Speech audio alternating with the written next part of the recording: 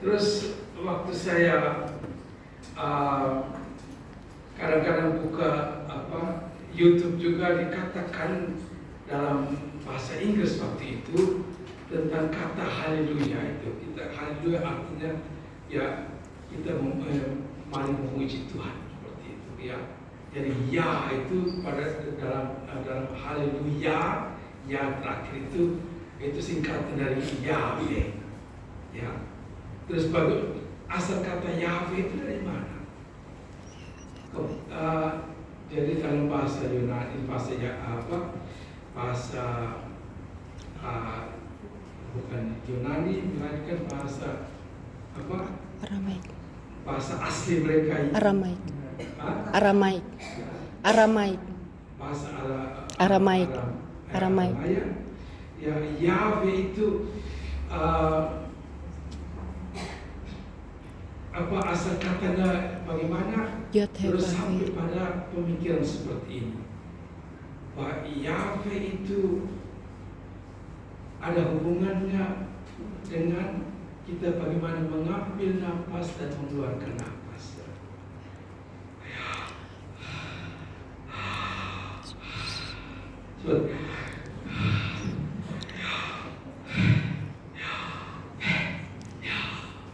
Seperti itu. Jadi Tuhan itu sudah dari awal kita lahir sampai pada nafas terakhir kita sebenarnya lagi menyebut nama Tuhan ya. Sampai pada nafas terakhir kita. Jadi kalau kita mengatakan haleluya, jangan lupa kita lagi mengambil nafas, mengambil Tuhan, menghirup Tuhan, dan mengeluarkan Tuhan, menyebarkan Tuhan. Dan pada akhirnya kita katakan pada nafas terakhir kita seperti ya, supaya tahu apa kita nyanyikan ya. Oke. Bacaan-bacaan pada hari ini sangat kental dengan Roh Kudus ya. Keputusan yang kita ambil ini seperti dikatakan pada bacaan pertama, Roh Kudus dan kita telah memutuskan dan mengatakan kalian apa yang harus kalian lakukan. Dalam roh saya melihat, dikatakan oleh Yohanes, dalam roh saya melihat Yerusalem baru yang turun dari surga,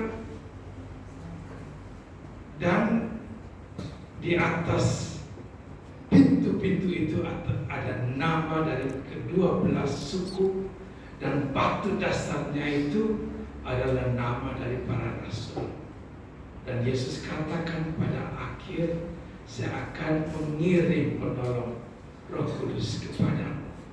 Dan Roh Kudus ini yang turun dari surga, turun ke dalam hati kita, turun ke dalam jiwa kita, dan membangun satu Yerusalem baru dalam hidup kita.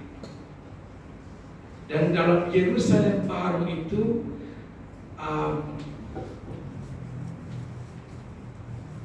bait yang ada di dalam itu adalah bait Roh Kudus sendiri, seperti yang dikatakan oleh Paulus juga, bahwa Roh Kudus, bait Allah akan tinggal di dalam kamu, adalah jiwamu sendiri, hatimu sendiri, jadi tempat tinggal Roh Kudus. Bagaimana kita menjaga itu agar bait Allah yang ada di dalam diri kita itu menjadi terang benderang, seperti yang dikatakan kita tidak dibutuhkan lagi matahari, melainkan Allah dan anak domba menjadi terang. Untuk menjadi tempat tinggal Roh Kudus, ada 8 hal yang perlu kita perhatikan, yaitu bahwa kita jangan pernah lupa berdoa. Ada 8 istilah yang saya sebut demikian dalam bahasa Latin, yaitu oratio. Oratio artinya berdoa. Kita berdoa untuk bisa mendengarkan sabda Allah, atau jadi sesudah oratio berdoa, kita leksio, kita mendengarkan sabda, membaca sabda Tuhan. Sesudah kita membaca, kita meditasio, kita merenungkan apa yang ingin Tuhan katakan kepada saya, apa ya, kata apa yang penting dalam bacaan yang saya baca pada hari ini. Dan sesudah itu kontemplatio. Kontemplatio itu satu bentuk doa di mana kita lagi tidak bertanya kepada Tuhan, Tuhan apa yang kau mau katakan kepada saya. Kita tidak lagi oratio dalam arti kita yang berbicara. Kontemplatio berarti kita hanya mendengar Tuhan yang berbicara. Kontemplatio, dan situ kemudian menjadi ada persekutuan antara kita dengan Tuhan. Itu akan terjadi satu perkawinan rohani kita dengan Tuhan. Tuhan masuk ke dalam diri kita karena kita sudah terbuka hanya untuk mau menerima Dia. Tuhan, Engkau datang, saya siap menerima. Sehingga diri kita ini menjadi tempat yang tinggalnya Roh Kudus. Tetapi setelah Roh Kudus tinggal pada dalam diri kita, setelah terjadi perkawinan rohani dalam bentuk kontemplatio ini, akhirnya kita menjadi aksio, kita menjadi aktif melakukan sesuatu. Dan aksio kita ini bukan hanya kita mengulangi doa-doa kita, ya, tetapi kita menjadi kreatio, kita menciptakan sesuatu yang baru.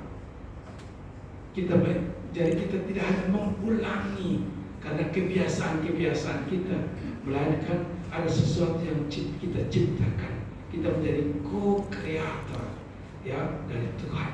Jadi kita menciptakan sesuatu yang baru dalam kehidupan kita bersama. Dan yang kita ciptakan itu adalah komunio, persekutuan kebersamaan kita dengan seluruh umat dan seluruh anggota keluarga kita. Dan tujuan dari komunio ini adalah adoratio, yaitu penyembahan kepada Tuhan.